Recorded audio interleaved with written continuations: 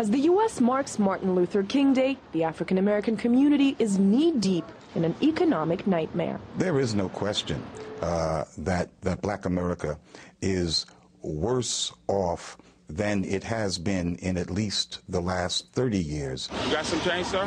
The official unemployment rate for African Americans has been hovering at around 16% for the last year. Number one in high unemployment, number one in home foreclosures, and number one in populating the prisons of our country.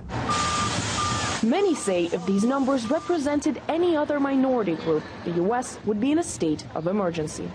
Has it long been high time for a rescue operation for African Americans? A particularly poignant question now, with a Black president in the White House. New York's Harlem neighborhood is one of the places in the U.S. that celebrated the most when Barack Obama stepped into the White House.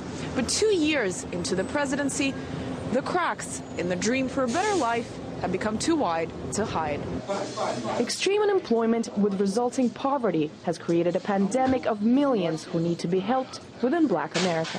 It's been a nightmare looking for work. Studies say a year ago, 1 in 6 African Americans were without jobs. I don't see nothing doing for them. I see them in the shelter. I see them suffering. It's not healthy. A lot of people, even for myself, trying to find a job and, you know, in this economy is really hard.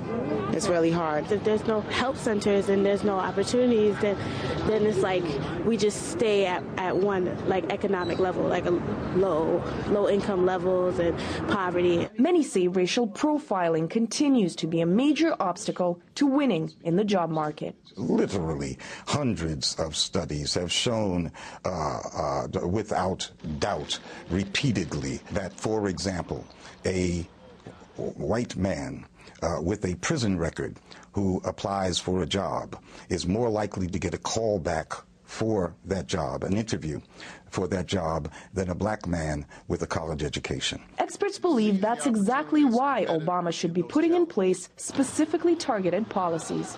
So why isn't he? It's just a community of people that he probably believes that belong to him, will vote for him, will support him. If he's going to spend political capital, he's not going to spend it on Black folk. But instead, you could say that Obama has destroyed more Blacks' housing than the Ku Klux Klan would have been able to. Spending money and effort on everything from saving Wall Street to endless warfare takes a lot of time. That's largely been the priority during the first half of Obama's first term. But the clock is ticking, days and months passing. African Americans, as well as the rest of the 40 million battling poverty across the U.S., remain rejected. There are not more jobs made available, then he will lose a significant base of support in the African American community and in the general community, because people will be disappointed. And the broke, disappointed, and forgotten could well end up rejecting in return. Anastasia Churkina, RT, New York.